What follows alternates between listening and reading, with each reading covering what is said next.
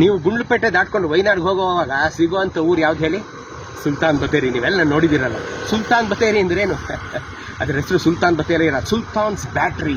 ಬ್ರಿಟಿಷರ್ ಇಟ್ಟಂಥ ಹೆಸರು ಸುಲ್ತಾನ್ಸ್ ಬ್ಯಾಟ್ರಿ. ಏನು ಸುಲ್ತಾನ್ಸ್ ಬ್ಯಾಟ್ರಿ ಅಂದರೆ ಪೂರ್ತಿ ಹೆಸರು ಟಿಪ್ಪು ಸುಲ್ತಾನ್ಸ್ ಬ್ಯಾಟ್ರಿ. ಅಂದರೆ ಟಿಪ್ಪು ಸುಲ್ತಾನರ ಒಂದು ತುಕಡಿ ಸೈನ್ಯ ಅಲ್ಲಿತ್ತು. ಬ್ಯಾಟ್ರಿ ಅಂದರೆ ಬ್ಯಾಟ್ರಿ ಫಾರ್ ಬೀಟ್, ಯಾವಾಗಲೂ ಯುದ್ಧಕ್ಕೆ ಸಿದ್ಧವಾಗಿ ನಿಂತಂಥ ಒಂದು ಸೈನ್ಯದ ತುಕಡಿಯನ್ನು ಟಿಪ್ಪು ಸುಲ್ತಾನರು ಆ ಜಾಗದಲ್ಲಿ ಇಟ್ಟಿದ್ರು. ಹಾಗಾಗಿ ಅದನ್ನು ಬ್ರಿಟಿಷರು ಟಿಪ್ಪು ಸುಲ್ತಾನ್ಸ್ ಬ್ಯಾಟ್ರಿ ಅಂತ ಕರೆದ್ರು.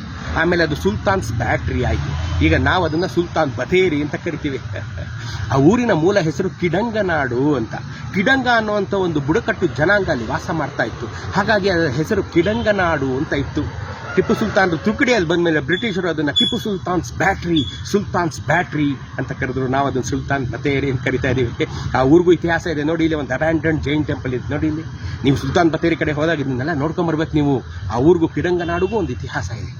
ನಾವು ಅದನ್ನು ಈಗ ಸುಲ್ತಾನ್ ಬತೇರಿ ಅಂತೀವಿ. ನೋ, ಅದು ಟಿಪ್ಪು ಸುಲ್ತಾನ್ಸ್ ಬ್ಯಾಟ್ರಿ ಅಥವಾ ಸುಲ್ತಾನ್ಸ್ ಬ್ಯಾಟ್ರಿ.